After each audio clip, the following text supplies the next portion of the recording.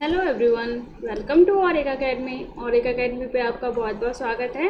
और आज का हमारा टॉपिक है सॉल्यूशन चैप्टर से previous years questions from NEET and JEE से। ठीक है, तो आज हम कुछ क्वेश्चंस करेंगे नीट और जेई के जो प्रीवियस ईयर्स में आ चुके हैं, ताकि हमारे कॉन्सेप्ट और क्लियर हो सके। तो चलो स्टार्ट करते हैं कुछ क्वेश्चंस फ्रॉम प्रीवियस ईयर्स। ठीक है, the first question is a solution of urea का molecular mass is given, boils at 100.78 degree centigrade at the atmospheric pressure. If kf and kb for water are this and this, kf और kb दिए हुए हैं respectively, then the above solution will freeze at.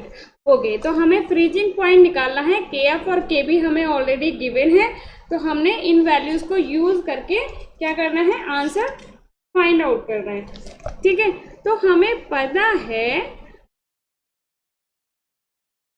पता है molarity is equal to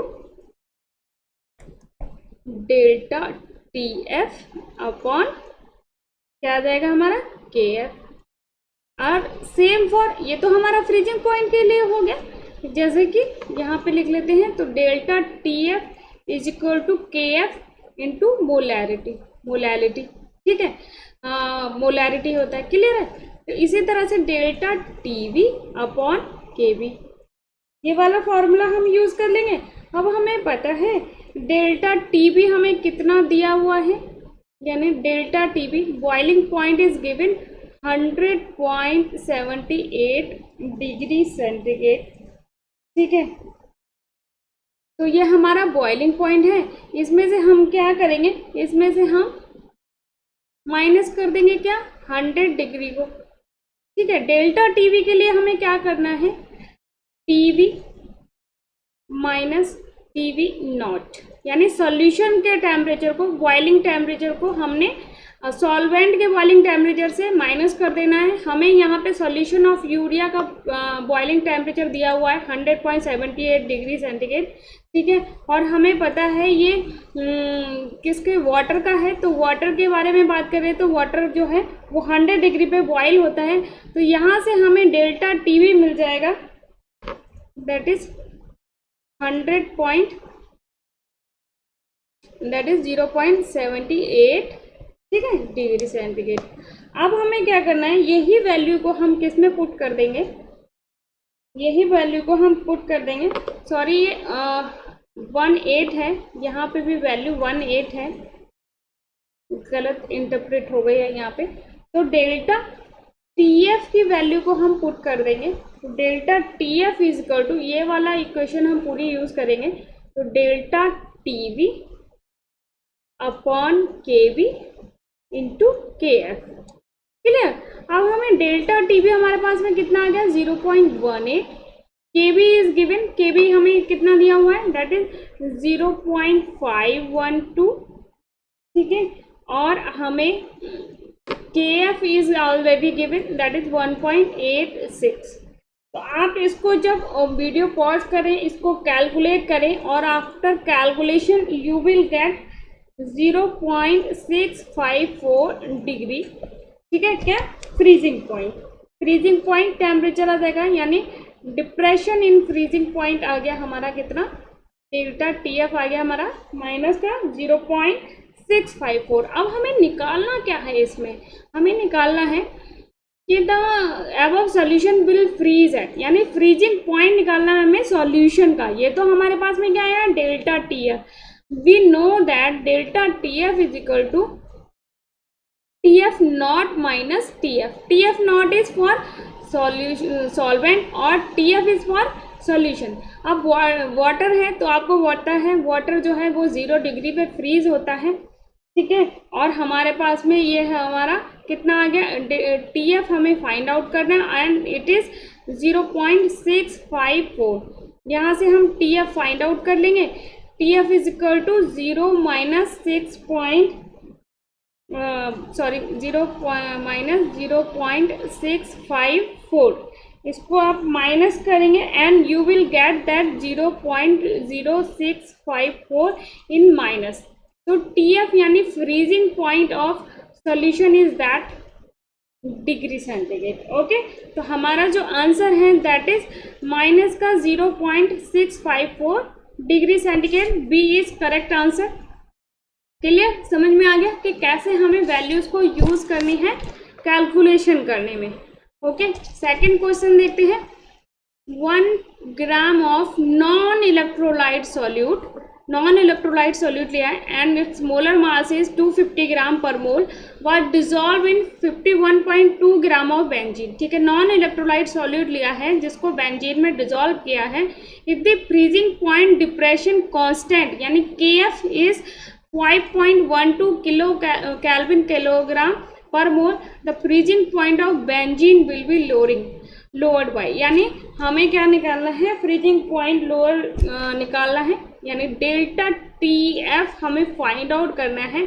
we know that delta TF is equal to KF into weight of solute दिया हुआ है, तो WB इंटू वेट हमें किस में दिया है, ग्राम में दिया है, तो हम 1000 से मल्टीप्लाई कर देंगे अपॉन MB और इंटू हमारे पास में क्या आ जाएगा, wait of solvent.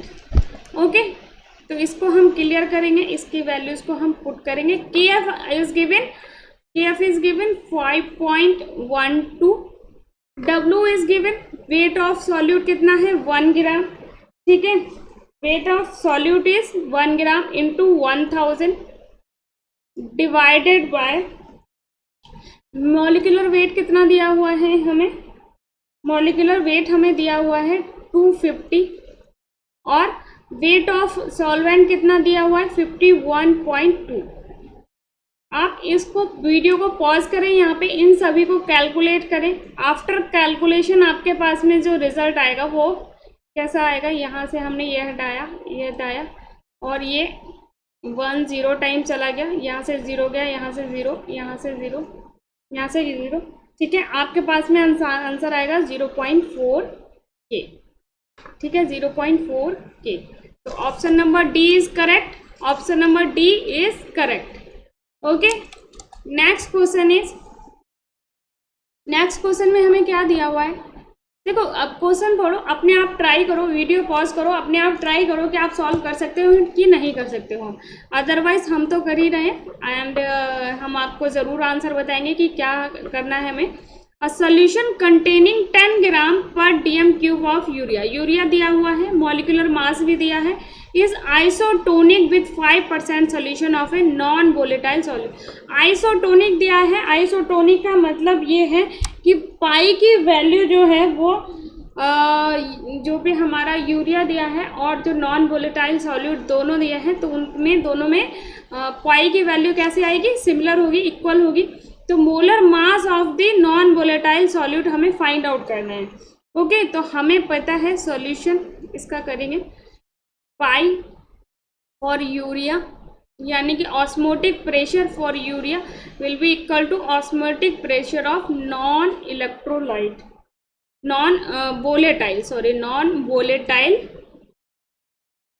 Volatile solute. ठीक है, ये दोनों क्या है, इनका मॉलिक्यूलर ये दोनों कैसे हैं, बराबर हैं।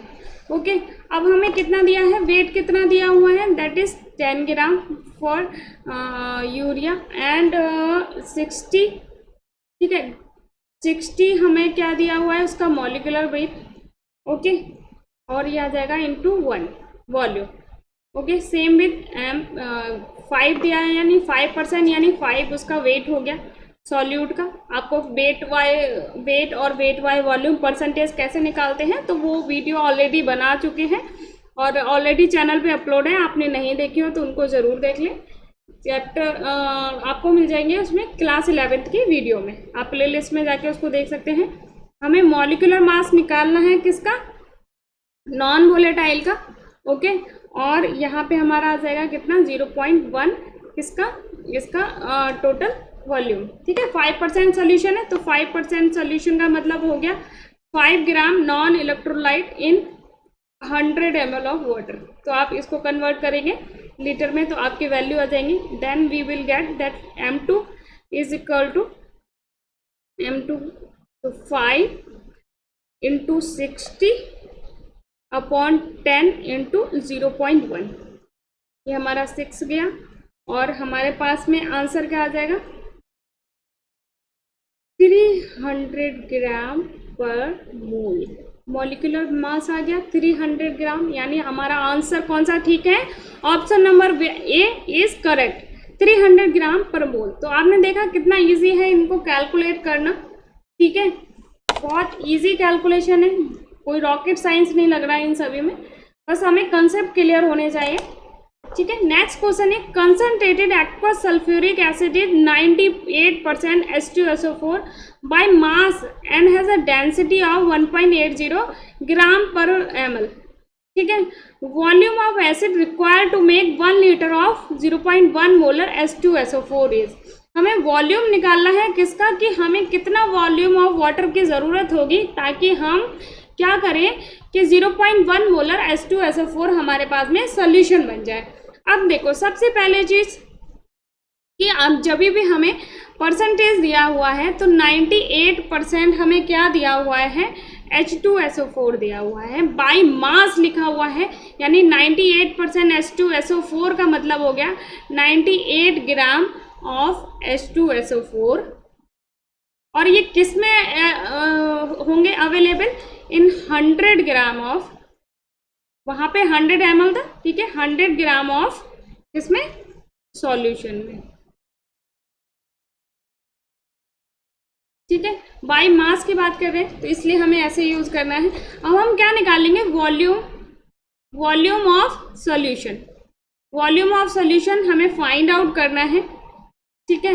वॉल्यूम हमें मास कितना दिया हुआ है 100 ग्राम, डेंसिटी हमारे पास में दी हुई है 1.80, हमें पता है volume is equal to mass upon density, तो यहाँ से हमारे पास में वॉल्यूम ऑफ सॉल्यूशन आ जाएगा।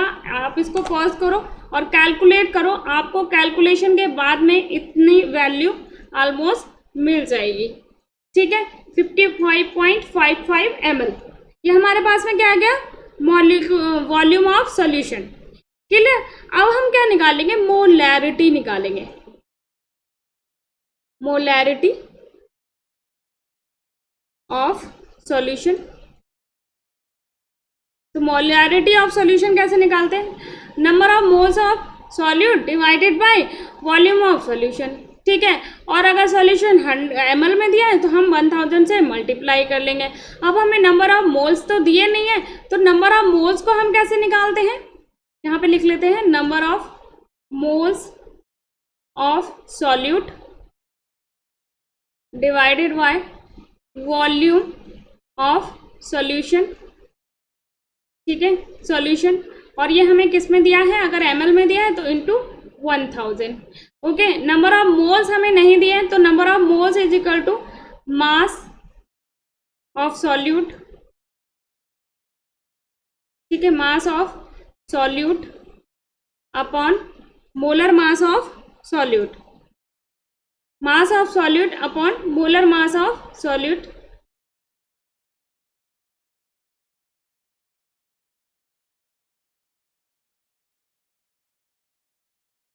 ठीक है। और इनटू में हमारा ये तो नंबर ऑफ मोल्स निकालने का फॉर्मूला हो गया, ठीक है। और इसके बाद में हम यहाँ से निकाल लेंगे number of moles of solute, ठीक है, सॉल्यूट के नंबर ऑफ मोल्स निकाल लेंगे। तो आपको पता है मास ऑफ सॉल्यूट कितना है 98, और मोलर मास H2SO4 का मोलर मास होता है दैट इज आल्सो 98। तो हमारे पास में नंबर ऑफ मोल्स कितने आ गए, 1 आ गए, ठीक है, नंबर ऑफ मोल्स कितने आ गए, 1 आ गए, ओके। और इसको हम यहाँ पे पुट कर देंगे, यानी मोलैरिटी में, मोलैरिटी निकालेंगे हम, मोलैरिटी में हमने लगा दिया number of moles of solute is 1, volume of solution कितना आया 55.55 और इंटू 1000, ठीक है। After calculation you will get 18 molar, ठीक है, कैलकुलेट करोगे यहाँ पे तो आपके पास में मोलैरिटी आ जाएगी किसकी, सॉल्यूशन की 18 मोलर। तो जो अभी हमारे पास में सॉल्यूशन बना है वो कितना 18 मोलर का है। अब हम यहाँ पे यूज करेंगे M1V1 is equal to M2V2, ये वाला फॉर्मूला यूज करेंगे। M1 हमारे पास में कितना आ गया 18, वॉल्यूम हमें पता नहीं है, जो हमने यूज करना है यहाँ पे M2 यानी कितना है 0.1 मोलर, और कितना 1 लीटर सोल्यूशन बनाना है हमें, तो वॉल्यूम इज 1, ठीक है। तो V1 यहाँ से हमारा आ जाएगा 0.1 into 1/18। After calculation you will get 5.55 ml।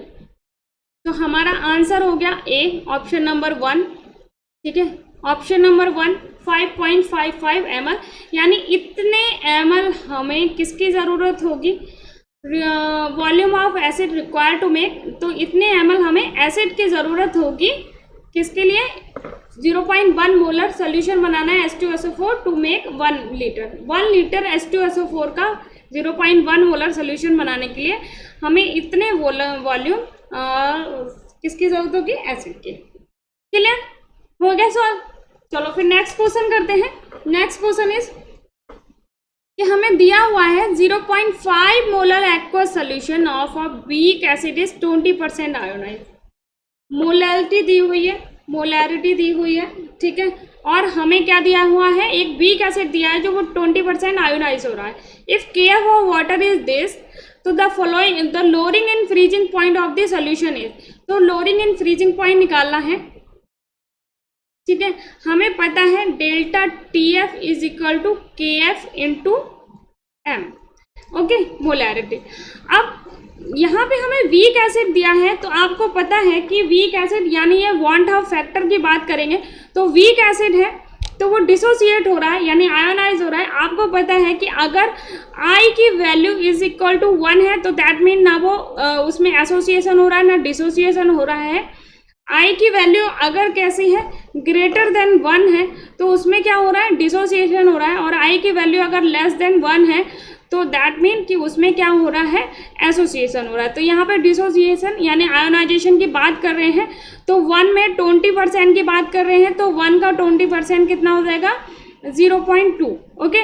तो यहाँ पे हमने एक चीज़ और ऐड कर दे दी है I, तो यहाँ पे I कर लेंगे तो I1 और 20% कितना आ जाएगा, 0.2 से 1.2%, ठीक है। तो I की value is 1.2, KF is given, KF is 1.86, ठीक है। और हमें मोलैलिटी मोलर सोल्यूशन दिया हुआ है तो 0.5। वीडियो पॉज करें, तुरंत कैलकुलेट करें और कैलकुलेशन के बाद बताएं कि हमारे पास में टेम्परेचर कितना आया है, दैट इज 1.12 केल्विन। तो हमारा answer is right answer is that 1.12 kelvin. Clear, समझ में आ गया।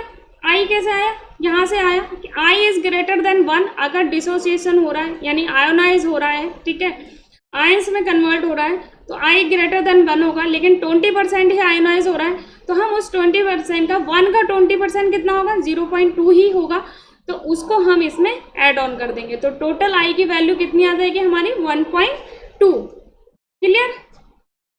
चलो next question. Next question is 0.0020 molar aqueous solution of an ionic compound. Ionic compound is given that freezes at this temperature. Okay, इस temperature पे इतने molar solution जो है वो फ्रीज हो रहा है। तो number of moles of ions which 1 molar of ionic compound produces on being dissolved in water will be, KF भी दिया हुआ है। हमें ये निकालना है कि I की वैल्यू क्या होगी, क्योंकि इन्होंने क्या पूछा है, number of moles of ion which 1 molar of ionic compound produces on being dissolve, यानी कितने नंबर ऑफ मोल्स को एक mole of ionic compound produce करता है जब वो वाटर में डिसॉल्व हो रहा है, ठीक है। क्लियर। तो हमें पता है अब जब इन्होंने I की बात कर ली है तो हमें फ्रीजिंग पॉइंट भी पूछ रहे हैं ये, तो delta TF is equal to हमें पता है I इंटू KF और इंटू M यानी मोलैरिटी, ओके। तो यहाँ से हम I निकाल लेंगे तो I इज इक्वल टू क्या आ जाएगा, delta TF upon KF into M, okay. Delta TF यानी फ्रीजिंग पॉइंट जो हमें दिया हुआ है दैट इज, पहले तो हमें कितना दिया हुआ है, एक्वा सोल्यूशन का फ्रीजिंग पॉइंट दिया हुआ है हमें, तो हमें aqua solution of ionic compound freezes at this temperature, okay. तो ये तो हमें सॉल्यूशन का दिया हुआ है, लेकिन हमें क्या निकालना है, डेल्टा TF पहले निकालना होगा, ठीक है। तो हम पहले क्या करेंगे, यहाँ पे डेल्टा TF निकाल लेते हैं, that is equal to TF minus TF not, ठीक है, यानी सॉल्यूशन सॉरी TF नॉट, और यहाँ पे TF होगा ओनली। इसका मतलब ये है कि lowering in freezing point is equal to जो भी टेम्परेचर होगा, यानी freezing point of solvent minus freezing point of solution. तो फ्रीजिंग पॉइंट ऑफ सॉल्वेंट कितना होगा, यहाँ पे 0। एक्वा सोल्यूशन दिया है, यानी वाटर की बात कर रहे हैं, तो वाटर जो है वो 0 डिग्री पे फ्रीज हो जाता है। और हमारे पास में फ्रीजिंग सॉल्यूशन का फ्रीजिंग पॉइंट दिया हुआ है -0.00732, ठीक है, डिग्री सेंटीग्रेड। तो इसको हम कन्वर्ट कर लेंगे तो हमारे पास में जाएगा 0.00732 डिग्री सेंटीग्रेड, यानी डेल्टा TF हमारा इतना आ गया। इस वैल्यू को हम यहाँ पे पुट कर देंगे, delta TF is equal to 0.00732। KF की वैल्यू कितनी दी हुई है, KF इज 1.86 डिग्री सेंटीग्रेड, ठीक है, पर मोल में दिया है। एंड मोलर, कितना मोलर सोल्यूशन दिया हुआ है, 0.0020, ठीक है। तो यहाँ से हम I की वैल्यू, यहाँ पे वीडियो पॉज करें और कैलकुलेट करें, कैलकुलेशन के बाद में हमें बताएं कितना आपका रिजल्ट आया। तो ये ऑलमोस्ट 1.968 आएगा, दैट इज इक्वल टू 2। तो हमारा correct answer is 2, right option is 2, ठीक है। क्लियर हुआ, फिर से समझ लो क्या इन्होंने पूछा था कि एक्वा सोल्यूशन दिया हुआ था आयनिक कंपाउंड का जो कि फ्रीज हो रहा था इतने टेम्परेचर पे। इन्होंने number of moles of ions पूछे थे, यानी I की वैल्यू पूछी थी, जो किसमें, आयनिक कंपाउंड में, ion 1 mole of ionic compound produce कर रहा था जब भी हम उसको डिसॉल्व कर रहे थे किसमें, वाटर में। ओके, तो क्लियर हो गया। क्वेश्चंस डिफिकल्ट नहीं है यार, क्वेश्चन बहुत इजी होते हैं, बस हमें करने का वे पता होना चाहिए कि हमें कैसे करना है, और वो तभी आता है जब हम प्रैक्टिस करते हैं। तो we are gonna do lots of practice, हम बहुत सारे क्वेश्चंस करेंगे ताकि आपके कंसेप्ट और क्लियर हो जाए, ठीक है। चलो नेक्स्ट क्वेश्चन, नेक्स्ट क्वेश्चन है हमारा कि 25.3 gram sodium carbonate is dissolve in enough water to make 250 ml of solution, ठीक है। इतने ग्राम यानी सॉल्यूट है और इतने ml हमारा सोल्यूशन हो गया। If Na2CO3 dissociate, completely dissociate हो रहा है, यानी I आ जाएगा यहाँ पे, ठीक है, वांट ऑफ फैक्टर आ जाएगा। Molar concentration of sodium ion and carbonate ion are respectively. Molar mass of Na2CO3 is given 106 gram per mole. Okay, तो हमें overall molar means sodium ion और कार्बोनेट आयन की मोलर कंसंट्रेशन फाइंड आउट करनी है। Okay, तो सबसे पहले हम क्या करेंगे, सबसे पहले हम मोलैरिटी निकालेंगे, molarity of solution which is equal to weight of solute, ठीक है, वेट ऑफ सॉल्यूट कितना दिया, इतना, and molecular mass weight of solute, क्योंकि molarity is equal to number of moles of solute divided by volume of solution into, अगर ml में दिया है तो इनटू ऊपर में जाके 1000, ठीक है।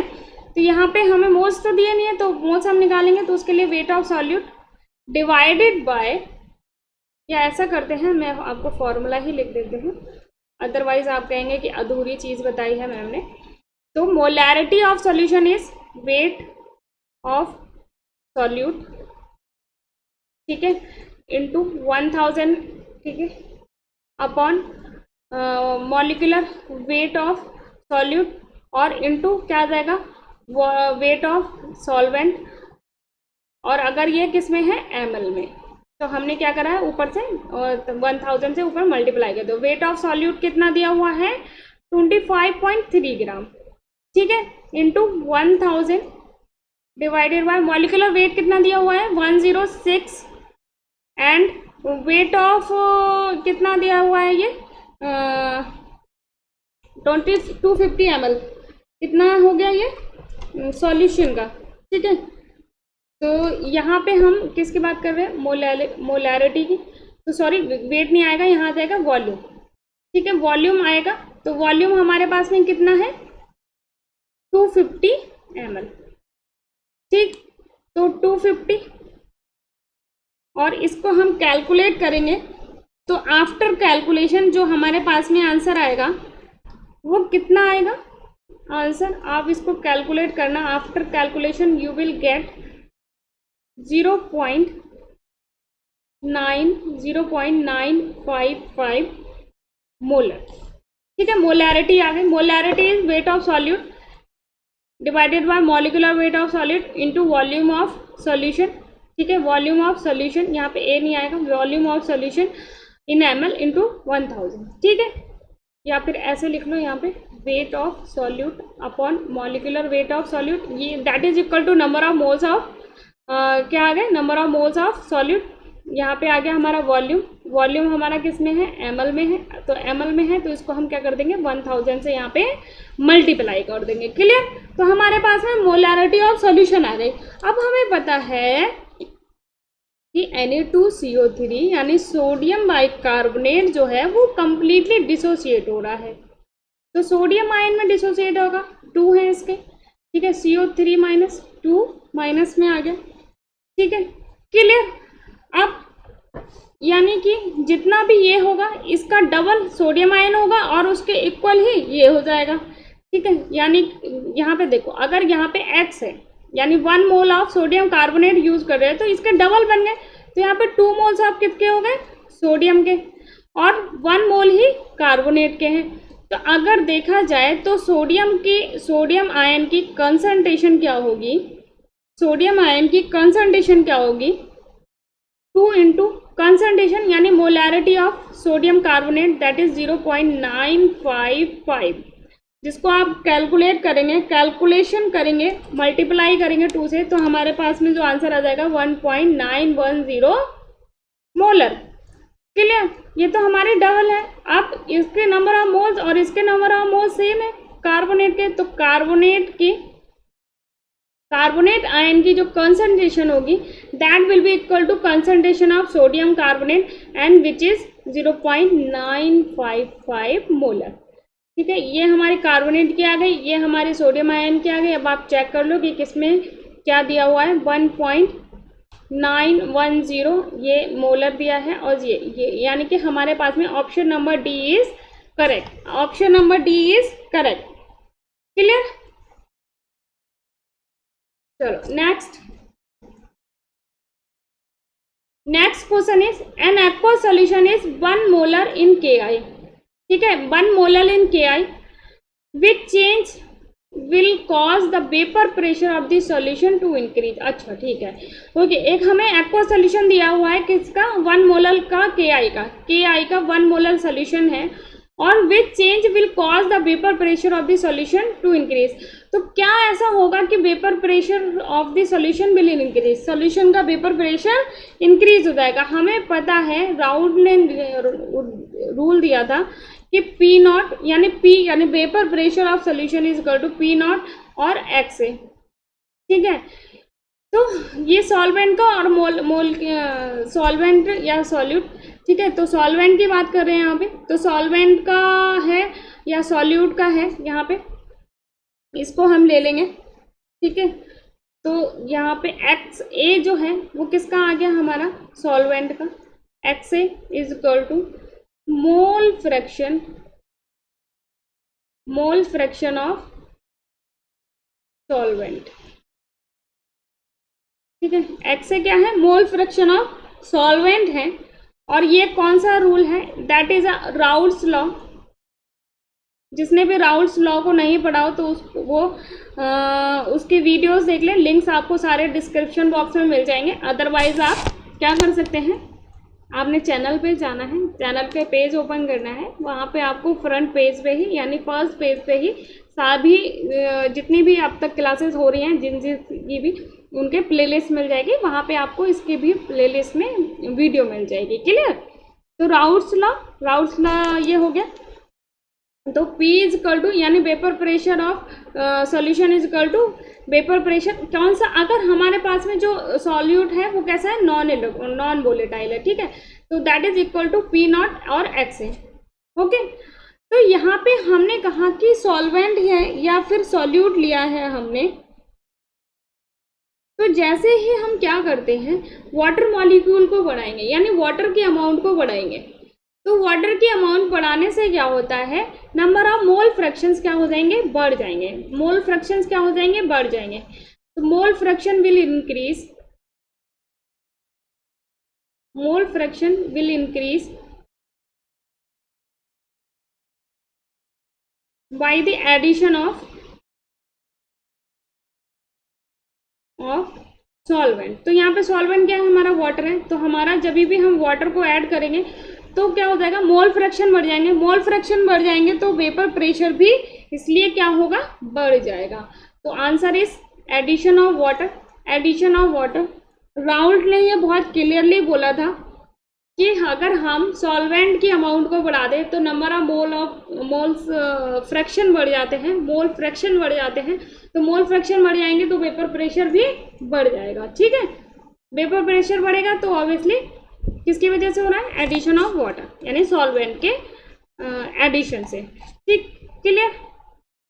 क्योंकि KI के बढ़ाने से तो कुछ नहीं होगा, वो तो वेपर में कन्वर्ट नहीं होगा, सॉल्वेंट ही वेपर में कन्वर्ट होगा। तो सॉल्वेंट की आप अमाउंट बढ़ाएंगे तो वेपर बढ़ेंगी, वेपर ज़्यादा बढ़ेंगी तो वेपर प्रेशर बढ़ेगा।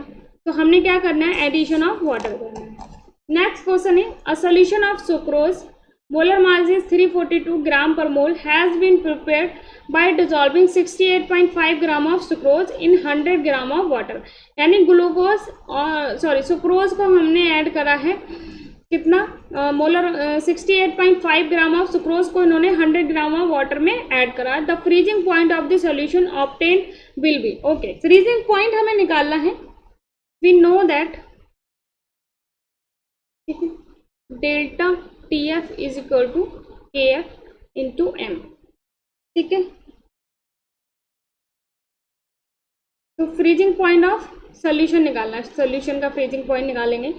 डेल्टा, और हमने किस में डिजोल्व करा है, वाटर में डिजोल्व किया। ठीक है, तो delta TF is equal to KF हमें कितना दिया हुआ है, 1.86। ओके, और कितनी मोलैरिटी, मोलैरिटी नहीं दी हुई है तो हम क्या करेंगे, मोलैरिटी को निकाल देंगे। मोलैरिटी को कैसे निकालेंगे, wait of solute divided by weight of solute divided bye molecular weight. ठीक है, मॉलिक्यूलर वेट।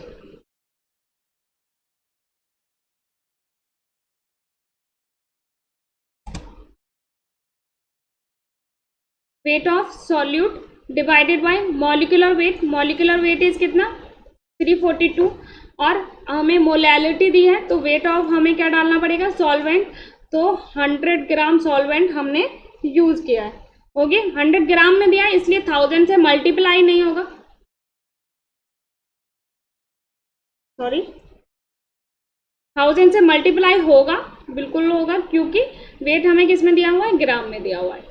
ठीक है, जो हमें वॉल्यूम यानी वेट ऑफ सॉल्वेंट दिया है वो किस में दिया है, 100 उसमें ग्राम में। ठीक है, ये हमने किसकी वैल्यू रखी, मोलैरिटी की। Molality is equal to weight of solute upon molecular weight of solute, weight of solvent, और वेट ऑफ सॉल्वेंट अगर हमें ग्राम में दिया है तो ऊपर 1000 से multiply. Same I have done here, वही हमने यहाँ पे किया है।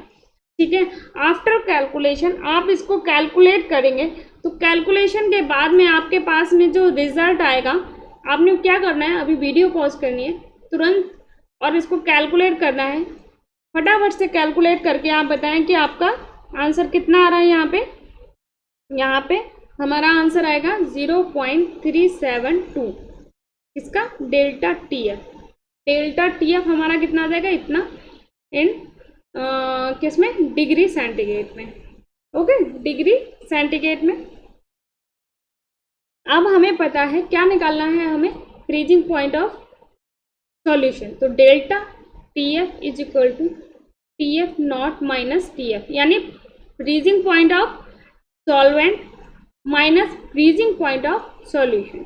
फ्रीजिंग पॉइंट ऑफ सॉल्वेंट, अब यहाँ से हम डेल्टा TF तो हमें पता ही है, तो TF नॉट माइनस क्या आ जाएगा, delta TF। Okay, TF not water की बात कर रहे हैं, वाटर 0 डिग्री पे फ्रीज होता है, माइनस हमारे पास में टेम्परेचर कितना है 0.372, यानी फ्रीजिंग पॉइंट डिप्रेशन कितना आ गया 0.372, और यहाँ से हमारी वैल्यू कितनी आ जाएगी, that is equal to minus के 0.372 डिग्री सेंटीग्रेड, ये हमारा आंसर ये आ गया। ठीक है, माइनस के 0.372 डिग्री सेंटीग्रेड। ओके, क्लियर हुआ? तो right option is third, C point. Okay, and the last question is mole fraction of solute in 1 molar aqueous solution is. Mole fraction of solute in 1 molar aqueous solution is, हमें ये निकालना है 1 molar aqueous solution है तो उसमें mole fraction, solute के mole fraction कितने होंगे। ठीक है,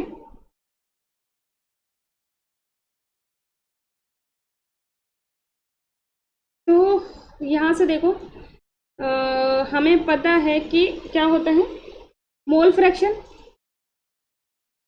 mole fraction is equal to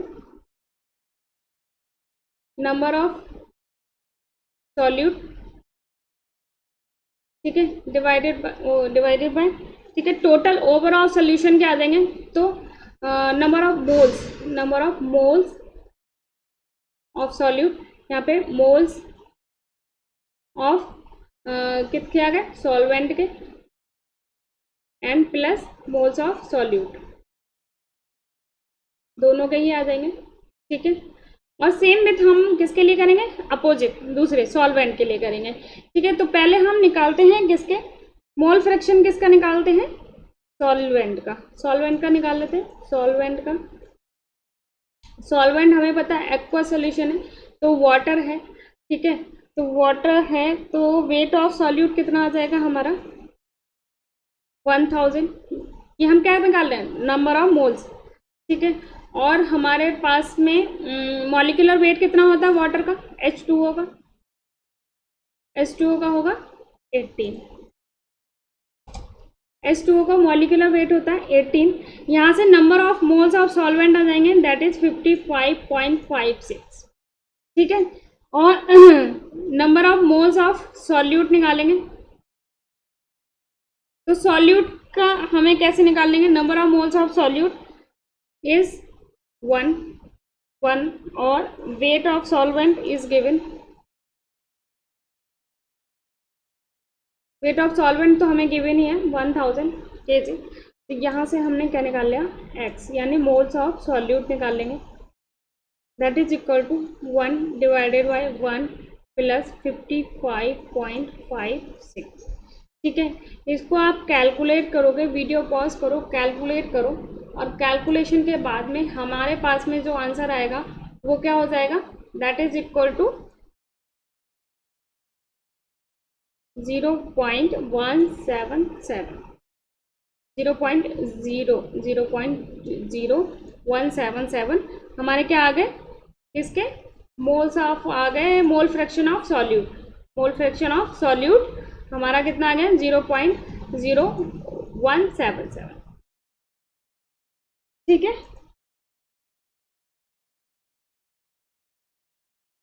समझ में आया कि नहीं आया, फिर से समझ लेते हैं। मोल fraction of solute in a 1 molar aqua solution में हमें निकालना है। मोल फ्रैक्शन हमें पता है, मोल फ्रैक्शन क्या होता है, number of solute, moles of solute divided bye moles of solvent, यानी सॉल्यूशन की बात करते हैं ओवरऑल, तो उसमें सॉल्वेंट जो भी हो, solvent plus moles of solute, अब वो सॉल्यूट 1 हो 2 हो, सभी को हम ऐड ऑन कर देते हैं यहाँ पे, या फिर हम इसको जनरल वे में इस तरह से लिखते हैं Na प्लस NB। ठीक है, इस तरह से लिख देते हैं, और दैट इज फॉर अगर हमने A के लिए निकाला है तो उसके लिए, और इसी तरह अगर हम B के लिए निकालते हैं तो NB/NBA plus NA plus NB। ठीक है, तो ये मोल फ्रैक्शन आ गए। यहाँ से अगर आपने मोल फ्रैक्शन वाली वीडियो ना देखी हो तो आप वीडियोस की ज़रूर देख लें, आपको 11th क्लास के चैप्टर में मोल फ्रैक्शंस की वीडियो मिल जाएंगी, तो प्लीज़ उस वीडियो को ज़रूर देखें ताकि आपके मोल फ्रैक्शन वाले कंसेप्ट क्लियर हो जाए। तो यहाँ से हमने क्या करा, नंबर ऑफ, अब हमें क्या निकालना है, number of moles of solute, और या सॉल्वेंट तो दिया नहीं है हमें, 1 मोलर एक्वा सॉल्यूशन दिया हुआ है, तो 1 मोलर है, यानी 1 मोलर का मतलब हो गया कि इसमें number of moles of solute कितने होंगे, 1 हो जाएंगे। ठीक है, अब हमने सॉल्वेंट का निकालना है, हमें पता है वेट ऑफ क्या कहते हैं, wait of solvent upon molecular wait. Wait of solvent 1 molar aqua solution है, यानी मोलर दिया हुआ है, तो वेट ऑफ सॉल्वेंट कितना हो जाएगा 1000। ठीक है, 1000 और divided by molecular mass, H2O का मॉलिक्यूलर मास 18 होता है, हमने वो क्लियर किया। और हमारे पास में नंबर ऑफ मोल्स ऑफ किसके आ गए, सॉल्वेंट के। इनकी वैल्यूज को हमने यहाँ पे पुट किया और हमारे पास में रिजल्ट आ गया ये, ठीक है। तो हमारा करेक्ट आंसर क्या है, 0.0177। ओके, तो आज हमने 10 क्वेश्चन किए हैं। इसी की तरह हम और भी क्वेश्चंस करेंगे और डेली तो नहीं प्रॉमिस कर सकते, लेकिन कोशिश यही रहेगी कि आपको रेगुलर बेसिस पे क्वेश्चंस की प्रैक्टिस कराई जाए, ठीक है। तो अगर आपको क्वेश्चन सही लगे हो, कंसेप्ट क्लियर लगा हो, वीडियो समझ में आई हो, पसंद आई हो, तो वीडियो ज़रूर लाइक करें और अपने फ्रेंड्स के साथ शेयर करना बिल्कुल भी ना भूलें, ठीक है। मिलते हैं नेक्स्ट वीडियो में नेक्स्ट टॉपिक के साथ। Till then take care, bye bye.